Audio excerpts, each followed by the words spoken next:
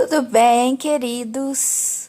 É hora da edificação, um dia alegre com o Senhor.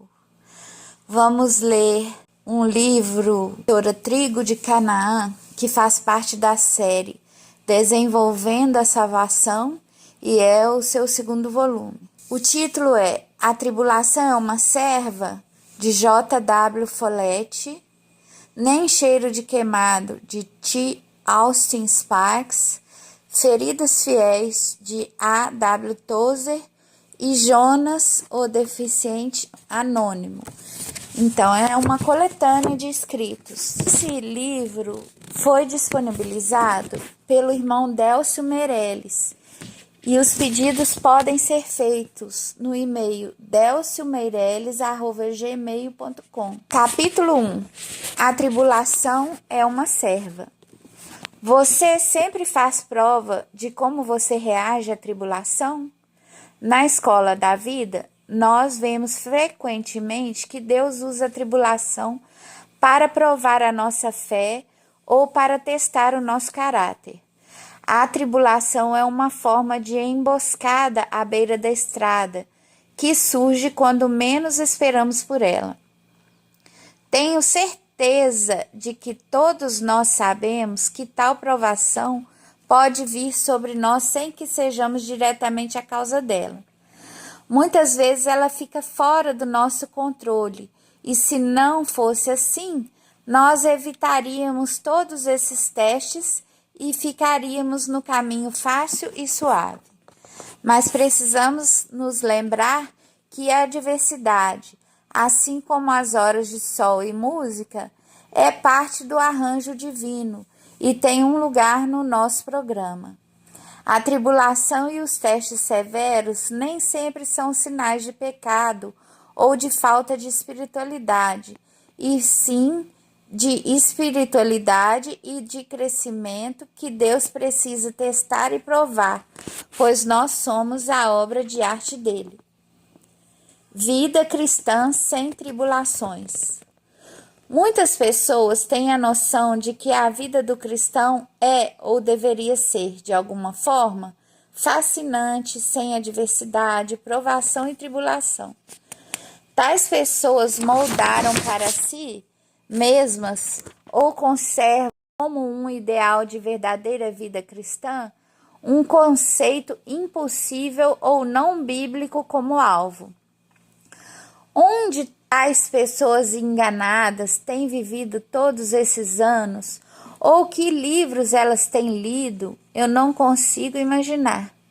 Com certeza elas não conhecem a história, experiência cristã ou a Bíblia, porque todos esses mantêm diante de nós a verdade de que o homem nasce para a tribulação, como as faíscas voam para cima. Jó 5:7. Muitas são as aflições do justo, mas o Senhor o livra de todas elas.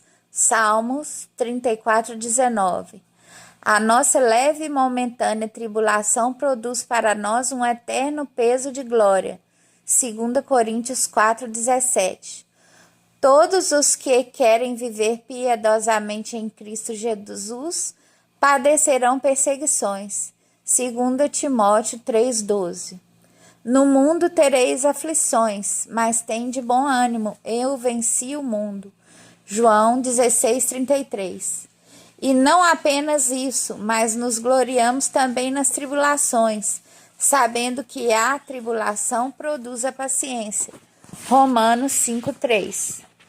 Certamente, com base em todas essas escrituras, nós, como cristãos, não devemos orar para sermos livrados da adversidade. E já que sabemos que no plano de Deus ela é parte da nossa herança, não vamos fugir do seu serviço. Reações erradas é igual vidas arruinadas. A história está repleta de exemplos de vidas arruinadas por causa de uma reação rude à adversidade. A despeito das acumuladas experiências das eras e da sabedoria e filosofia dos videntes, Muitos ainda falham em reconhecer que por trás da sua máscara a adversidade é uma serva para nos servir. Qualquer outro entendimento é por falta de visão e perspectiva neste campo. Muitos veem o imediato, o local, e interpretam a vida e questões relativas de um ponto de vista limitado. As Escrituras dizem: nós não consideramos as coisas que são vistas. Como cristãos, após sermos convencidos em nossos corações de que a adversidade não é designada para nos derrotar, nem é um simples transtorno ou crueldade em si, um dos elementos corretivos para uma vida útil, nós precisamos aprender a usá-la. Quantos problemas seriam solucionados e naufrágios na fé seriam evitados se tomássemos uma atitude positiva e construtiva e víssemos a tribulação como um agente e instrumento poderoso colocado em nossas mãos para a formação do caráter e a libertação do poder potencial para uma edificação gloriosa. Como você utiliza a adversidade? Como você utiliza a adversidade? Naturalmente, devido aos elementos físicos e fundamentais em nossa disposição, nós evitamos a dor, o desconforto e o sofrimento. Mas isso é porque nós os relacionamos apenas com sua ação sobre o físico ou sobre a atual disposição. Muitas vezes gastamos horas em oração para afastar a adversidade, a grande serva. Às vezes fazemos longas viagens em circuito para evitar encontrá-la. Quando somos forçados a encará-la, passamos um tempo dizendo a ela ou a Deus que não gostamos dela e pensamos porque tivemos que encontrá-la. Porém, o sofrimento não é para ser argumentado, ele é totalmente irracional, ele deve ser usado. Por favor, retire de sua mente o pensamento errado de que se você for um cristão espiritual, totalmente submisso e consagrado, a sua vida será linda e Deus livrará você das tribulações. De modo algum. Alcançar um lugar de consagração e submissão assim é apenas para torná-lo um candidato apropriado para a tribulação. A origem da palavra tribulação. A tribulação é uma palavra que Deus usa com relação aos santos. A etimologia da palavra significa debulhar, triturar. O lavrador não debulha ervas daninhas. Ele debulha o trigo dourado para que o grão possa ser separado da palha e dos gravetos. Ele busca o grão e não um pouco de palha triturada. Por isso Deus diz: a tribulação produz a paciência. Romanos 5:3. Isto é, o grão dourado da paciência, longanimidade e bondade são produzidos pela trituração ou tribulação. Pense no esplêndido grão espiritual do caráter e viver nobre produzido apenas através do processo da tribulação. O tom e qualidade espiritual dos homens poderosos de Deus só vieram através do sofrimento e da adversidade.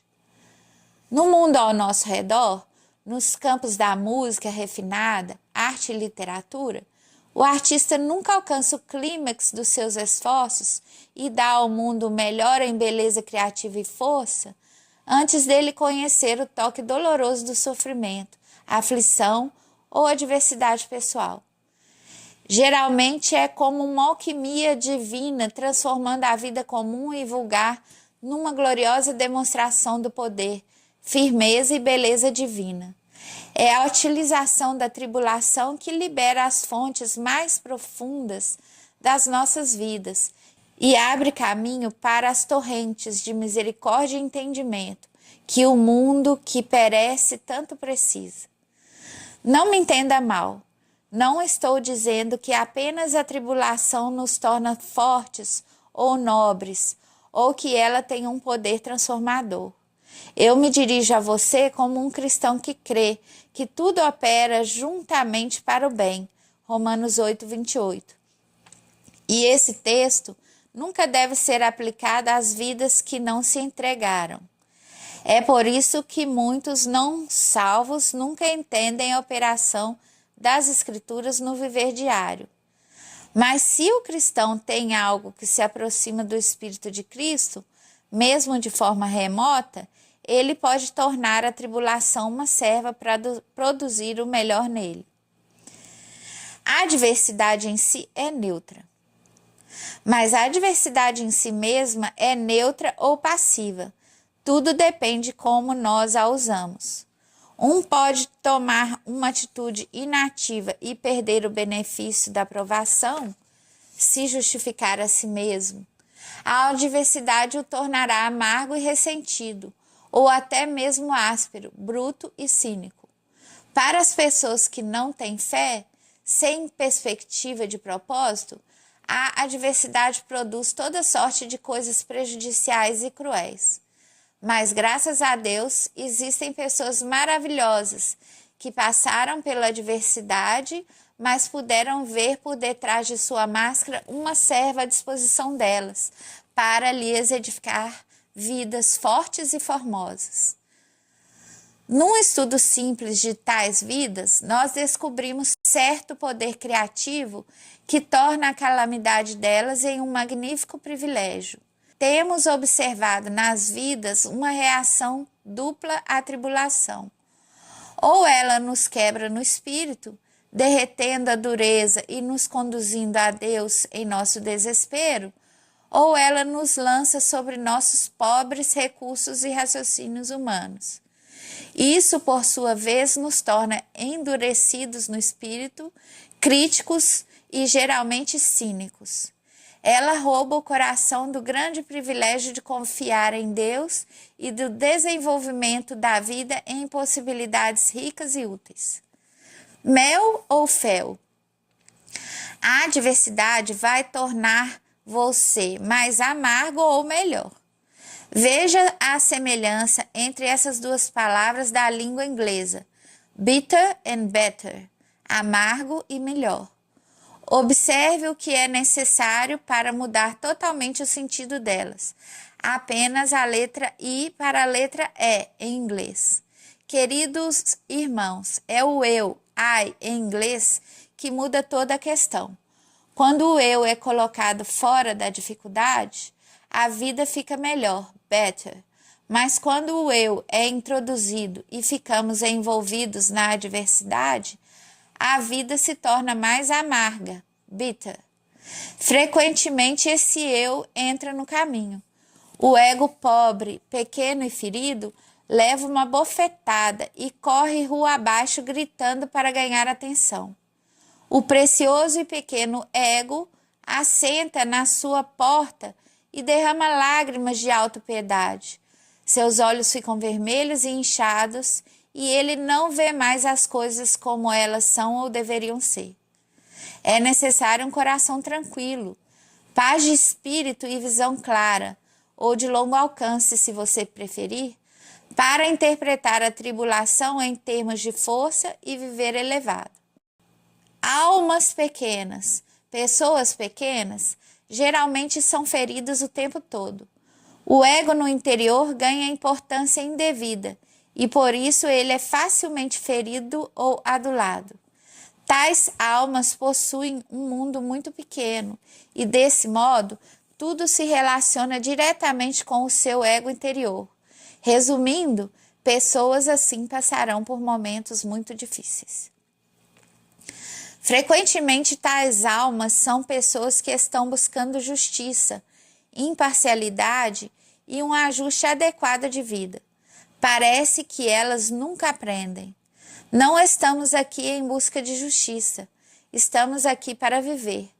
Se você espera ser um cristão espiritual e vitorioso, você precisa aprender imediatamente como retirar a justiça do seu vocabulário no que diz respeito à sua vida. Nós não experimentamos a justiça agora, A noite do ajuste de contas do sábado de Deus ainda não chegou. Máquina automática de bênçãos. Alguns vivem como se a vida e a experiência cristã fossem uma espécie de máquina automática, daquelas que você coloca 10 centavos de bondade e recebe 50 centavos de bênção. Você dá R$ 1 de esmola e pensa que Deus tem que te abençoar no próximo domingo. Seja bonzinho, amável e generoso, e na próxima semana os ventos trarão a você uma fortuna. É verdade que colhemos o que semeamos e que o pão lançado sobre as águas retornará, mas Deus não deixa clara a questão do elemento tempo. Por isso, nem sempre vamos receber o que nos é devido aqui. Jesus nunca ensinou a seus seguidores a esperarem por justiça. Paulo não recebeu justiça. Até mesmo grandes líderes na história nem sempre receberam justiça aqui. Não me entenda mal, não estou dizendo que o cristão ou aquele de mente espiritual não tem consciência da ferida ou da dificuldade da injustiça. Acreditem, amados irmãos, o Espírito Santo nos torna muito mais sensíveis à dor, à ferida e à ofensa, mas a alma vitoriosa encontrou o dom da graça e o amor de Deus é suficiente para impedir que a tribulação arruine seu espírito. Quanto mais perto alguém se aproxima de Cristo, mais sensível ele será à dor, aos tratos mesquinhos e maldosos e toda a sucessão de coisas grosseiras que atormentam o coração e tiram o brilho do espírito. Os olhos agora estão ungidos e você vê nessas coisas privilégios de superação e vida elevada. Tenho certeza que todos nós já vivemos o bastante para termos provado algum tipo de injustiça. Mas hoje Deus nos tem dado graça para não abrigarmos qualquer mágoa ou sentimentos amargos. Passar por adversidade, conhecer o sentimento dela e mesmo assim viver acima e longe do seu poder destruidor é um sinal de verdadeira espiritualidade, um sinal do caráter cristão que o Senhor tem operado em nossas vidas.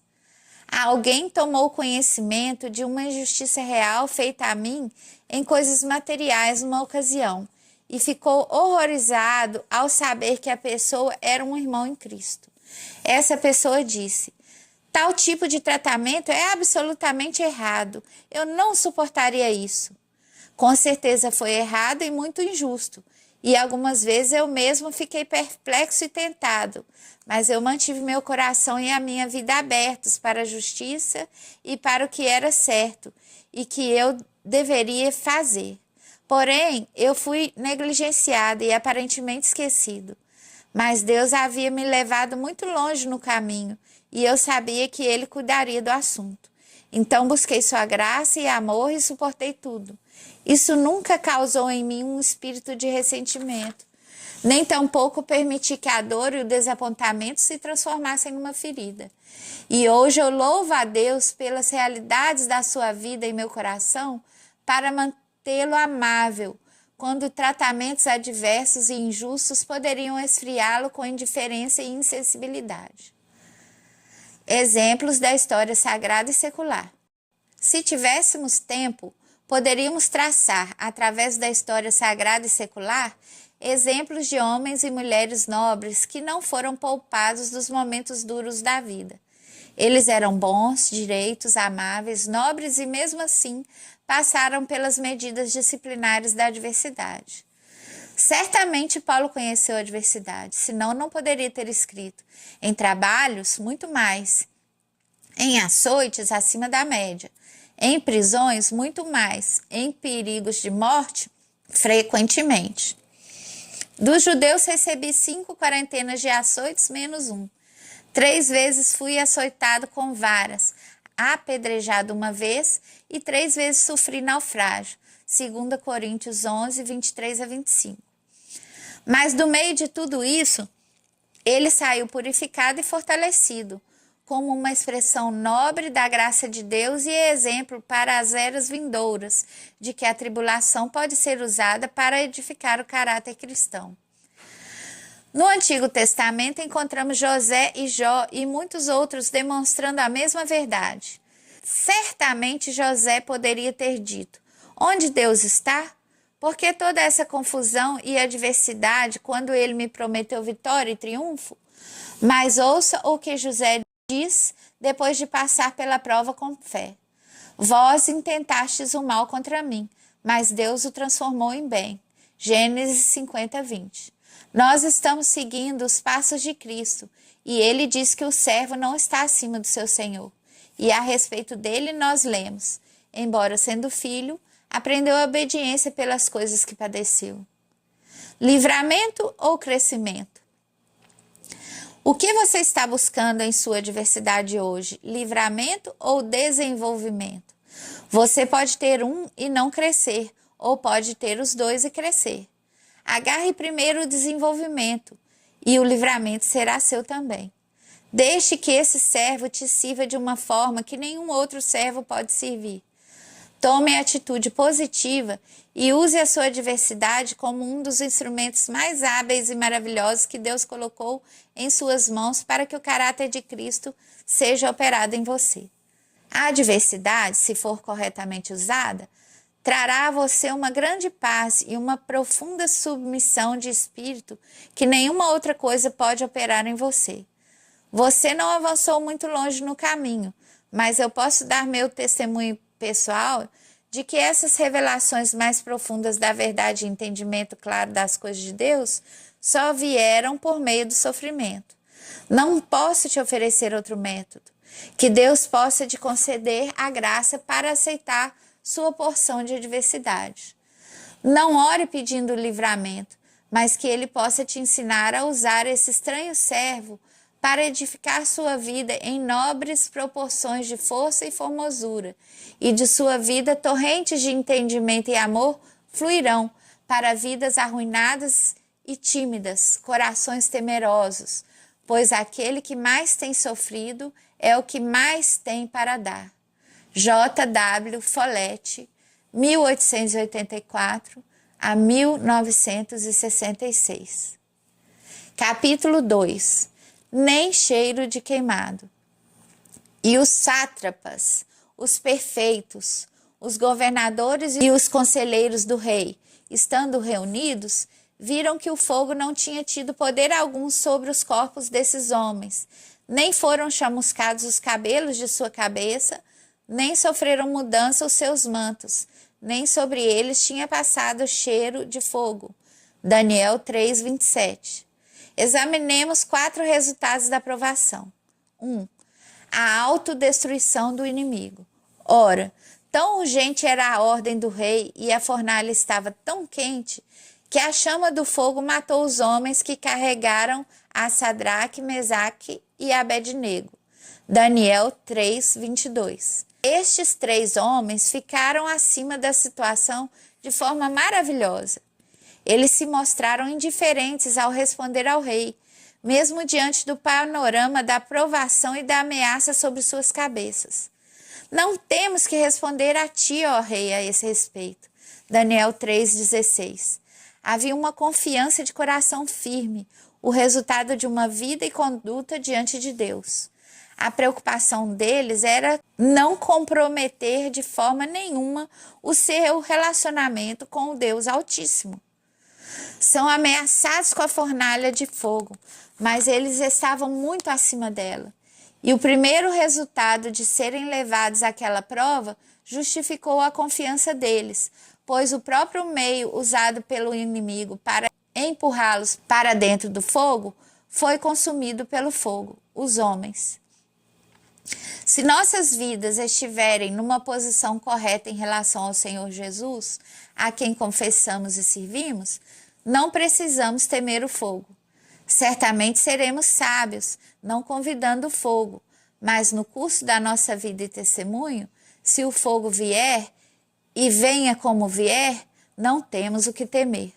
O próprio meio que o inimigo usa para introduzir a situação ardente será consumido.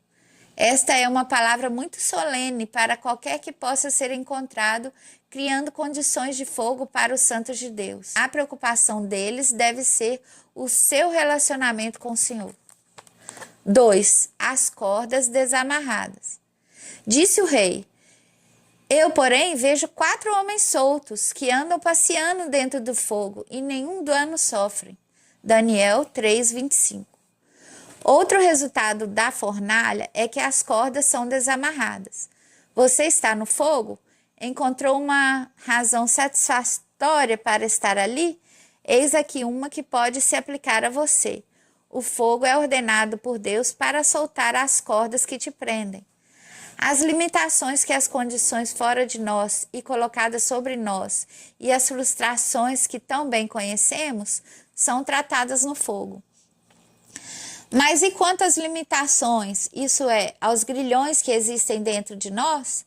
Os grilhões da nossa constituição, as características dos nossos temperamentos? É verdadeiro do mesmo modo. Aqui está um Deus amoroso ordenando o fogo e permitindo ao inimigo que o aqueça 7 vezes mais, cujo propósito em seu coração é de nos libertar dos nossos grilhões. Oh, isso está acontecendo conosco? As chamas estão sendo aquecidas em uma intensidade que pensamos ser impossível suportarmos? Estamos sendo libertados por elas? Estamos entrando na gloriosa liberdade dos filhos de Deus? Estamos sendo livrados das coisas que têm arruinado nossas vidas, como testemunho, nosso ministério? Você pode pensar que não está amarrado de modo nenhum, mas alguns estão, e estamos satisfeitos, porque isso é o que Deus está fazendo no fogo, soltando as cordas que nos prendem. 3. Comunhão íntima com o Senhor. Disse o rei: eu vejo 4 homens, e o aspecto do quarto é semelhante a um filho dos deuses. Daniel 3, 24 e 25. Outra coisa que acontece no fogo é que outra pessoa é vista junto com estes 3 homens, numa comunhão íntima e cuja presença eles nunca haviam experimentado antes. Conhecemos um pouco disso, não é? Conhecendo o Senhor, mas dentro do fogo, passamos pelo fogo e dizemos: nunca teria conhecido o Senhor desse modo, a não ser daquela forma. Foi no fogo que o encontrei nestes termos. Eu conhecia tudo isso na teoria, mas agora tomei posse da sua realidade. O rei Nabucodonosor, em sua ignorância, dizia: um como filho dos deuses, mas para nós é o filho de Deus. Totalmente no meio do fogo, em comunhão com nosso amado Senhor. Assim o fogo é justificado. 4. Sem cheiro de queimado. Viram que o fogo não tinha tido poder algum sobre os corpos desses homens, nem foram chamuscados os cabelos da sua cabeça, nem sofreram mudança os seus mantos, nem sobre eles tinha passado o cheiro do fogo. Daniel 3, 27. Para mim, a coroa de todo esse assunto é o que vem depois, e este é o verdadeiro encargo do meu coração. Os 3 homens saíram da fornalha e não havia nem mesmo cheiro de queimado neles. Acho isso maravilhoso. Sim, conhecimento maior do Senhor.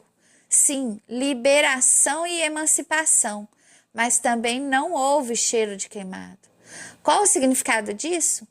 Bem, eu penso que o grande esforço do adversário, caso ele não consiga nos impedir de sair, visando nos consumir na fornalha, é deixar as marcas e o cheiro do fogo em nós, de tal forma que nos dias futuros as pessoas possam associar conosco a questão do sofrimento e da prova.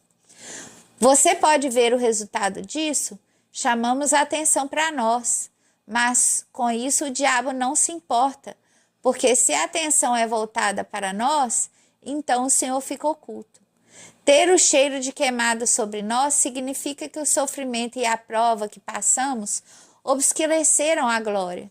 Sair da prova ardente da nossa fé sem cheiro de queimado significa o cumprimento daquela palavra em 1 Pedro, ao qual não tendo visto, 1:8, e o que vem logo depois da declaração concernente à prova ardente da nossa fé. Alegria inefável e cheia de glória. Aqui está a coroa de um período desesperadamente negro, ou talvez de anos de sofrimento da prova de nossa fé. Uma alegria que não pode ser descrita com palavras e cheia de glória.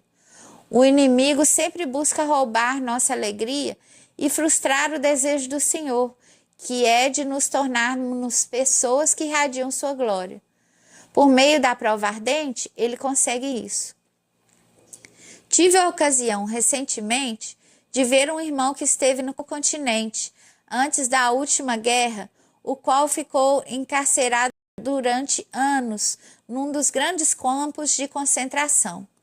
Sem tentar descrever suas experiências angustiantes com detalhes, creio que basta dizer que, por causa da posição que tomou, ele foi pendurado numa árvore de cabeça para baixo e chicoteado até desmaiar, e isso pelo menos 3 vezes.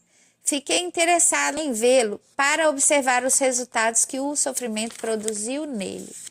A fé deste homem não pôde ser apagada. Ele se tornou mais forte e a característica marcante não é o sofrimento, embora possamos ver os sinais em sua face. A característica marcante não é o sofrimento e sim a glória. Ele está cheio de alegria. Sim, eu creio que ele conhece algo dessa alegria inefável e cheia de glória. A necessidade de vigilância. O inimigo está se esforçando muito para roubar nossa alegria. Se ele não puder nos manter na fornalha, ele vai nos tirar para fora, mas com um cheiro de queimado tão forte que onde estivermos as pessoas irão dizer: coitado do irmão, irmã, ele está passando maus momentos. Não sei como ele consegue enfrentar isso. Você pode ver o que o cheiro de queimado produz? Ele chama atenção para nós. Tem-me impressionado a quantidade de alegria e satisfação que existe relacionada com a unção. Estamos tão familiarizados com a ideia de que a unção traz poder e o exercício da autoridade do trono. Mas você conhece a palavra do Salmo 45:7, citada em Hebreus 1:9? Tu amas a justiça e odeias a impiedade. Por isso, Deus, o teu Deus, te ungiu com óleo de alegria acima dos teus companheiros. Aqui está um que, de forma suprema, permanece verdadeiro a Deus, entregue a um caminho de provação, de sofrimento, a fornalha ardente. Sim, mas esse se sobressai com prazer e alegria. O Senhor toma outra vez a profecia com respeito a ele em Isaías 61:1 e diz: o Espírito do Senhor está sobre mim, porque me ungiu. Observe essa profecia e veja a quantidade de alegria e satisfação que segue aquela unção. Em lugar do pranto, o óleo da alegria, beleza em lugar das cinzas, louvor em lugar de angústia.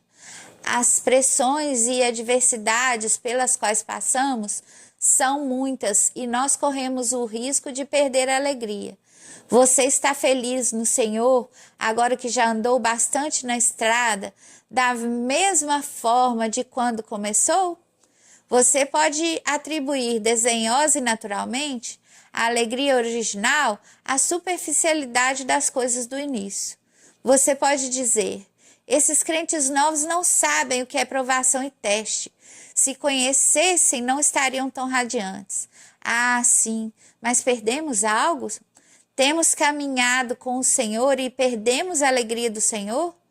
Se tivermos consciência de que perdemos algo, devemos tomar medidas para reconquistar o perdido. Li um anúncio num jornal que dizia: procura-se um cristão alegre se for possível. Podemos rir disso, mas o anunciante não tinha muitas esperanças. A verdadeira piedade não combina com o mau humor. Precisamos vigiar, pois o inimigo está pronto para nos roubar e manter em nós o cheiro de queimado. Ah, que possamos passar pelas mais negras experiências e ainda assim estarmos entre aqueles que estão cheios do que ganharam na fornalha de fogo, de modo que o próprio fogo fique em segundo plano e todos os que nos encontrarem depois da provação possam notar não o cheiro de queimado, mas apenas a alegria inefável e cheia de glória. Pode ser que alguns que estejam recebendo essa palavra não saibam do que estamos falando sobre a prova da nossa fé. Tudo o que eu gostaria de dizer é: não se preocupe com isso, guarde apenas a palavra. Se você está caminhando com o Senhor e se for necessário purificar a sua fé, Deus a purificará. De alguma forma, um dia, você se encontrará dentro da fornalha de fogo. Você não vai escapar. Esta não é uma experiência de apenas alguns santos especiais. O Senhor busca a purificação da fé de todos os seus filhos e você terá que chegar ao dia da prova de fogo. Quando isso acontecer, lembre-se de que o Senhor deseja alcançar esses resultados. Não se preocupe muito com o inimigo. Ele não está de modo nenhum por cima na situação.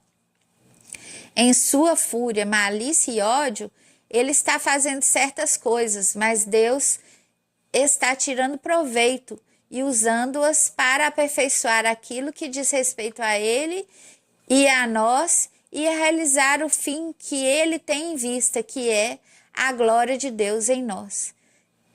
T. Austin Sparks.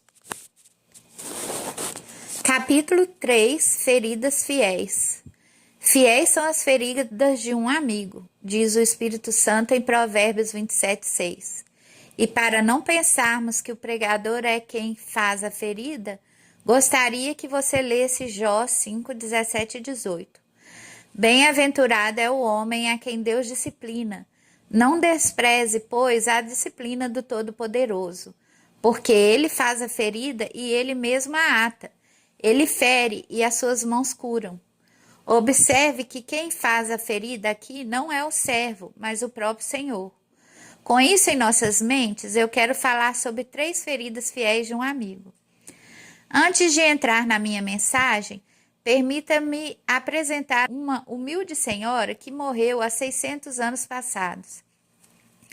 Ela viveu, amou, orou e cantou na cidade de Norwich, Inglaterra.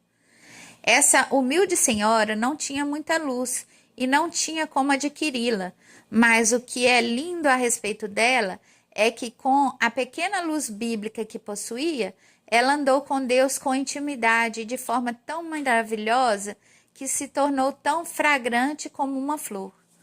Muito antes dos tempos da Reforma, ela já era evangélica no espírito. Ela viveu e morreu e agora tem estado com seu Senhor por aproximadamente 600 anos, mas deixou atrás dela a fragrância de Cristo. A Inglaterra foi um lugar melhor porque esta pequena senhora viveu lá. Ela só escreveu um livro, um livrinho que você poderia colocar na parte menor da sua bolsa. Mas ele é tão cheio de fragrância, tão divino, tão celestial, que chegou a fazer uma marcante contribuição à grande literatura espiritual do mundo. A senhora a qual me refiro se chama Lady Julian. Antes de desabrochar nessa vida radiante e gloriosa que a tornou famosa como uma grande cristã na sua parte do mundo, ela fez uma oração a Deus e Deus lhe respondeu. Meu interesse nessa noite é nessa oração, e a essência da oração dela foi: ó Deus, por favor, conceda-me 3 feridas. 1. A ferida da contrição. 2. A ferida da compaixão. E 3. A ferida do anseio por Deus. Depois ela acrescentou esse pequeno pós-escrito, que eu considero uma das coisas mais lindas que eu já li. Isso eu peço sem qualquer condição. Ela não estava barganhando com Deus. Ela queria 3 coisas e todas eram para a glória de Deus. Pai, eu peço isso sem qualquer condição. Faça o que eu te peço e depois me mande a conta. Não importa qual for o preço, para mim estará bem.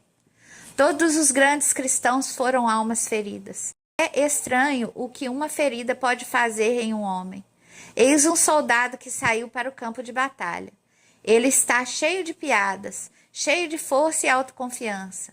Aí um dia, Um estilhaço de bomba penetra nele e ele cai chorando, abatido e derrotado. De repente, seu mundo inteiro desmorona ao seu redor e este homem, ao invés de ser o rapaz poderoso, forte, peito estufado que ele pensava ser, se torna novamente um menino chorão. E é do meu conhecimento que alguns desses choram e chamam por suas mães, enquanto permanecem sangrando ali no campo de batalha. Não há nada como uma ferida para tirar a autossegurança de nós, para nos transportar à infância e nos tornar impotentes aos nossos próprios olhos. Muitos dos personagens do Antigo Testamento foram homens feridos, feridos por Deus e afligidos realmente, como aconteceu depois com o Senhor deles. Tome Jacó como exemplo. 2 vezes Deus o afligiu. 2 vezes ele encontrou a Deus e em cada vez foi como uma ferida. Numa delas foi mesmo como uma ferida física e ele manquejou da sua coxa pelo resto da sua vida. E o homem Elias, não foi ele mais que um teólogo, mais que um doutrinador? Ele era um homem que foi ferido. Ele foi ferido com a espada de Deus e não era mais apenas um da raça de Adão, permanecendo em sua própria autossegurança. Ele foi um homem que teve um encontro com Deus, que foi confrontado por Deus. Ele foi derrotado e quebrado diante de Deus. E quando Isaías viu o Senhor exaltado no trono, você sabe o que lhe aconteceu? E Ezequiel, como ele foi abatido diante do seu Deus e se tornou uma criança de novo. E existiram muitos outros. O homem ferido é um homem derrotado, e o homem Adão forte, robusto e autoconfiante deixa de resistir. Ele entrega sua espada e se rende, e a ferida acaba com ele. Consideremos estas 3 feridas em sua ordem. 1. A ferida da contrição. Eu tenho ouvido nos últimos 30 anos que o arrependimento é uma mudança de mente, e eu creio nisso naturalmente. Mas esta é exatamente a questão conosco. Nós reduzimos o arrependimento a uma mudança de mente. É um ato mental realmente. Mas eu digo que o arrependimento não vai nos fazer muito bem se não deixar uma ferida dentro do nosso espírito. Nenhum homem se arrepende verdadeiramente até que seu pecado faça uma ferida nele a ponto de morrer, até que a ferida o quebre, vença e tire toda a luta e autossegurança dele, e ele veja a si mesmo como alguém que pregou o seu Salvador no madeiro. Eu não sei sobre você, mas a única forma de eu me conservar correto com Deus é me mantendo contrito e conservando um sentimento de contrição em meu espírito. Existem muitas formas fáceis, que nada custam, para se livrar do pecado e para jogar fora o seu arrependimento. Mas os grandes cristãos, dentro e fora da Bíblia, têm sido aqueles que foram feridos com um sentimento de contrição, de tal modo que nunca conseguiram se livrar do pensamento e sentimento de que eles pessoalmente haviam crucificado a Jesus. O grande bispo Usher costumava descer cada semana à margem do rio, e ali, nas tardes do sábado, ele se ajoelhava e chorava diante de Deus por causa dos seus pecados. Talvez isso tenha sido o segredo da sua grandeza. Tenhamos cuidado com o arrependimento fútil e apressado, e acima de tudo tenhamos cuidado para não deixarmos de nos arrepender. Somos uma raça pecaminosa, senhoras e senhores. Pessoas pecaminosas, e antes que esse conhecimento o atinja com força, antes que faça uma ferida em nós, antes que ele acabe com o nosso pequeno departamento de teologia, ele não nos fará nenhum bem. Alguém pode crer na depravação total e nunca ter consciência dela em si mesmo. Muitos de nós cremos na depravação total, mas nunca fomos feridos com o conhecimento de que pecamos. O arrependimento é uma ferida, e eu oro para que todos possam sentir isso.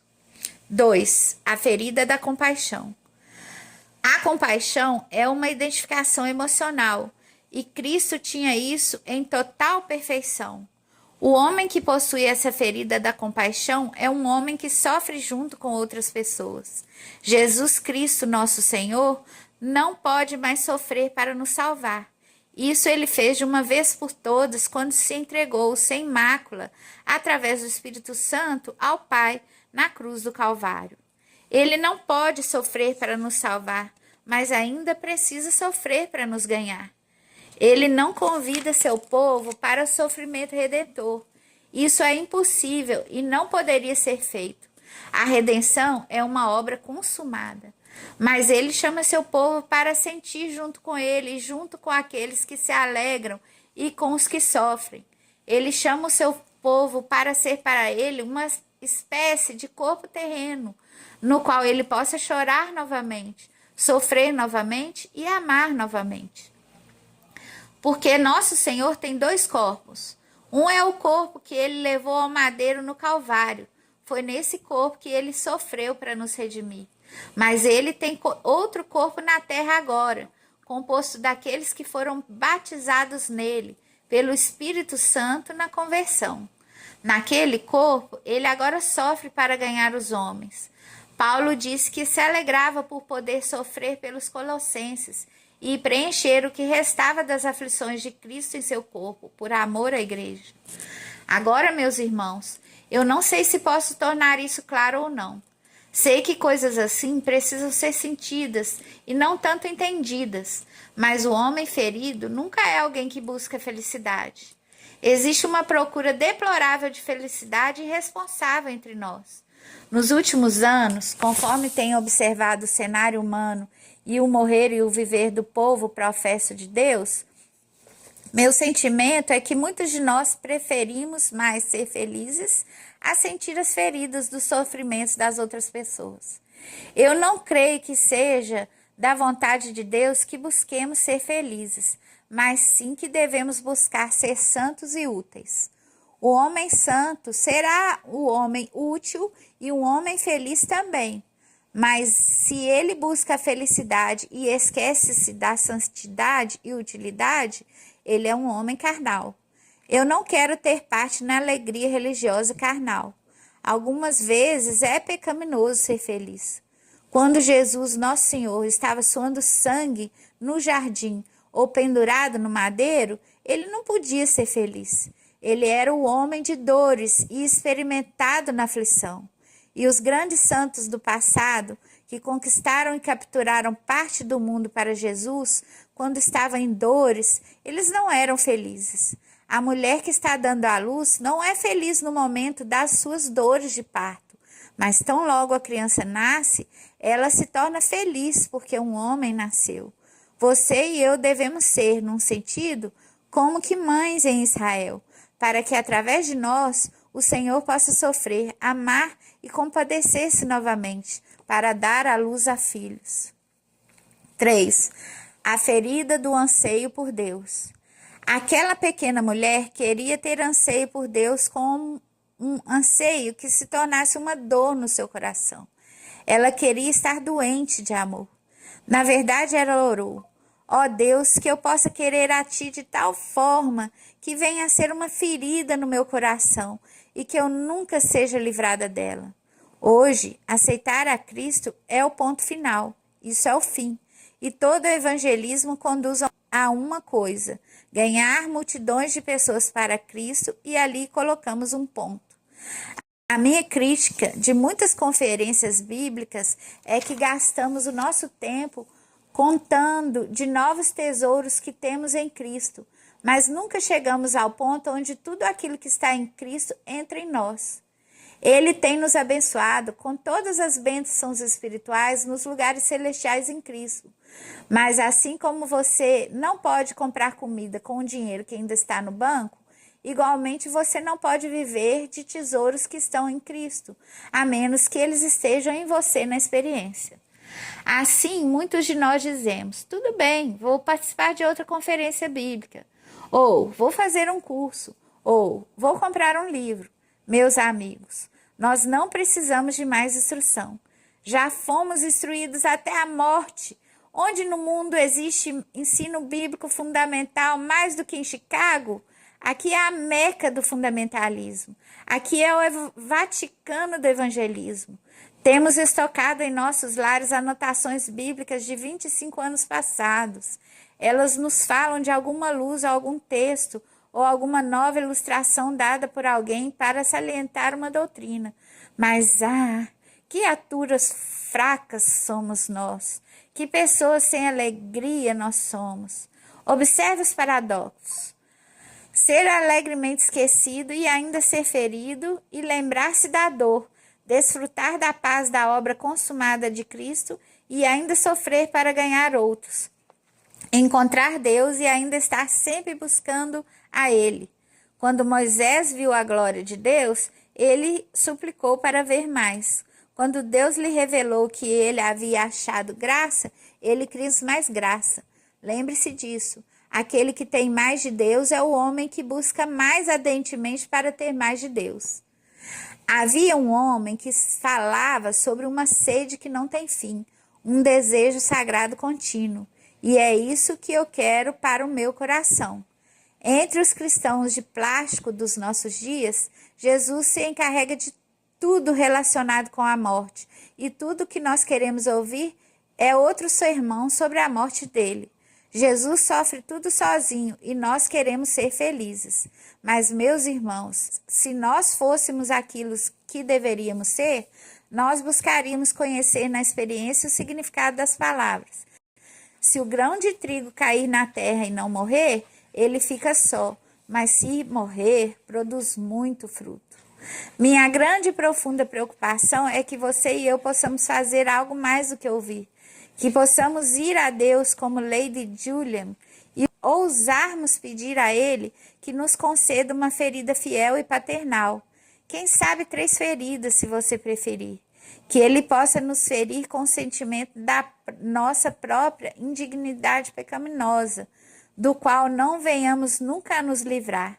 Que Ele possa nos ferir com os sofrimentos do mundo e as aflições da igreja, e também nos ferir com um anseio por Deus, com uma sede e anseios santos que nos levem em direção à perfeição. A ausência de desejo é o mal dos males. Muitos milhares têm trilhado o caminho escuro. O bálsamo, o vinho das vontades predestinadas, é um anelo e anseio exultante por Deus. Marque essa sentença. Um anelo e anseio exultante por Deus.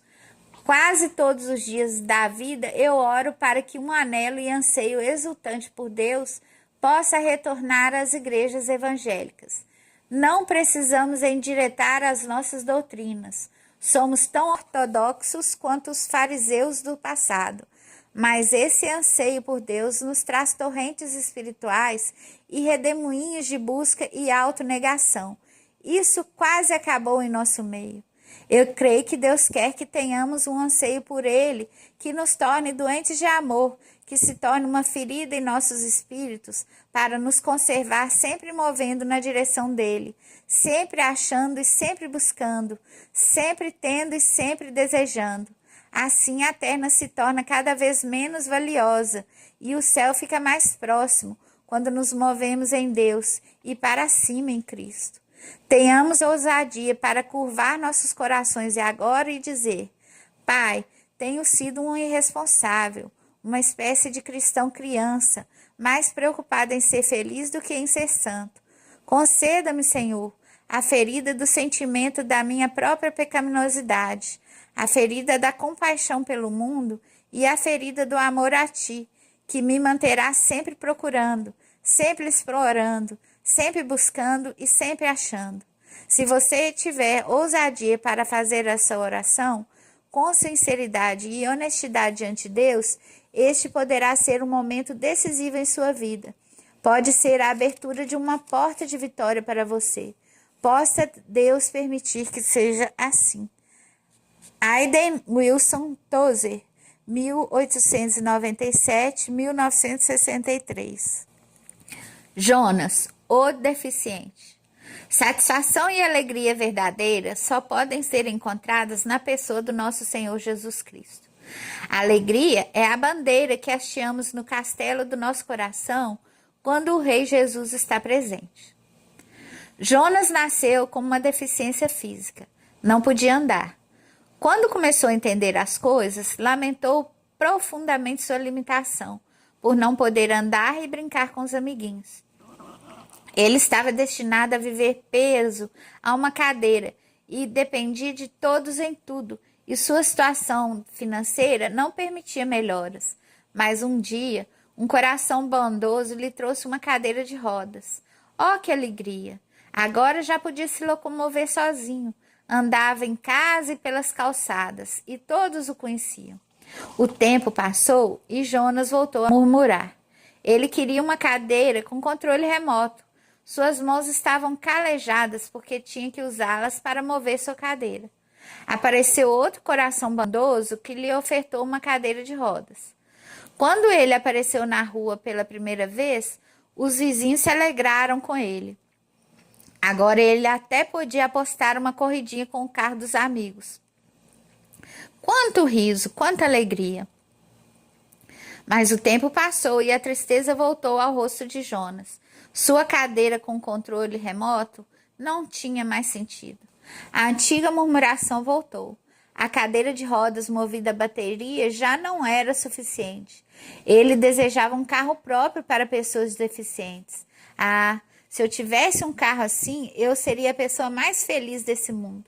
O tempo passou e Jonas se afundou novamente em suas lamentações por não possuir um carro adequado para deficientes. Mas outra alma bondosa decidiu pôr fim às suas murmurações. Pela manhã, ao abrir a janela do seu quarto, lá estava o carro tão desejado.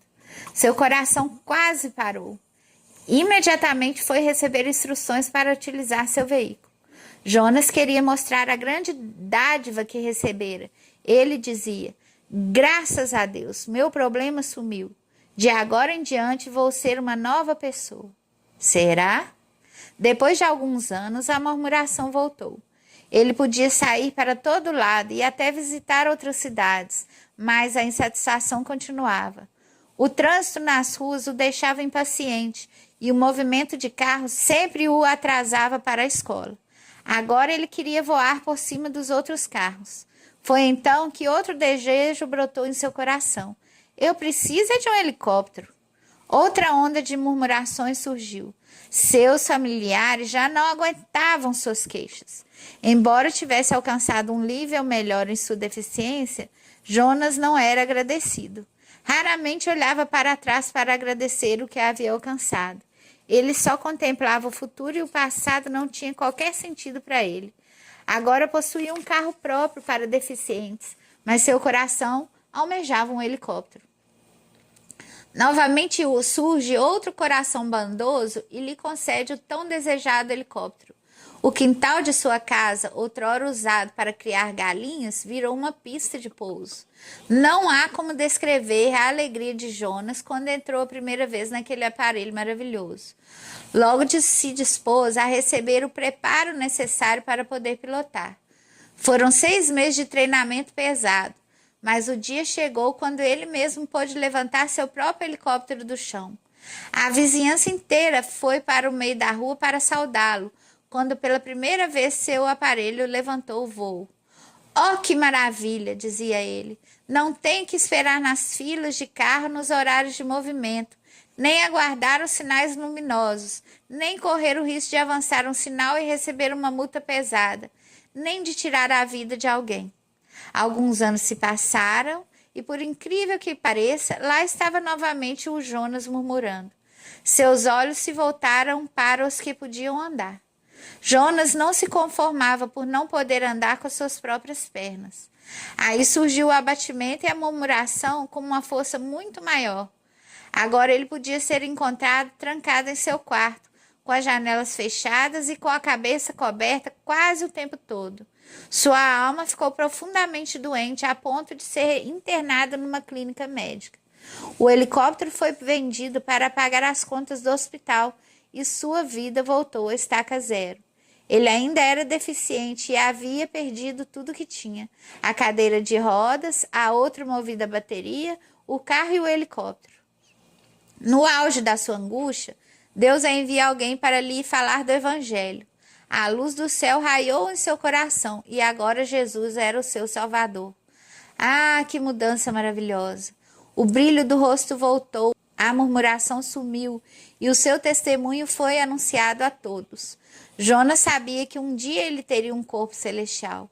Sua pregação era forte pelo fato de ser um deficiente e a alegria da sua vida tocava poderosamente as pessoas. Os anos se passaram e Jonas conheceu a cura do Senhor Jesus. A mesma pessoa que lhe anunciara o evangelho foi enviada para lhe falar sobre isso. Jonas ouviu o evangelista dizer que Jesus Cristo é o mesmo ontem, hoje e para sempre. Ele ainda cura algumas pessoas, não todas é verdade, mas quem sabe ele deseja curar sua deficiência física? Jonas ficou maravilhado e expressou seu desejo de andar como as outras pessoas. O Senhor ouviu sua oração. Ele, de um salto, saiu pulando e gritando pela rua e anunciando a todos o que Jesus lhe fizera. Estava muito feliz por poder andar e fazia as longas caminhadas sem reclamar. Estava pronto a servir sem reclamar, pois agora podia usar suas pernas. Jonas podia disputar torneios de natação, corridas de alta distância e ganhou inúmeras medalhas. Mas o cansaço chegou e Jonas começou a reclamar por ter que andar tanto a pé. Seu trabalho exigia que ele usasse muito suas pernas. Chegava sempre cansado em casa e a murmuração voltou. A gratidão por poder andar sumiu. Não havia mais amém e aleluia em seu coração e em seus lábios, e a história se repetiu. Suas limitações financeiras eram grandes e não podia comprar nem mesmo uma bicicleta. Orou pedindo ao Senhor que enviasse alguém que pudesse lhe fazer uma oferta. Logo estava pedalando sua bicicleta, mas se cansou, pois a bicicleta era boa nas retas e descidas, mas nas subidas era terrível. Então pensou, eu preciso é de um par de patins ou de um skate. Com eles eu não preciso fazer tanta força.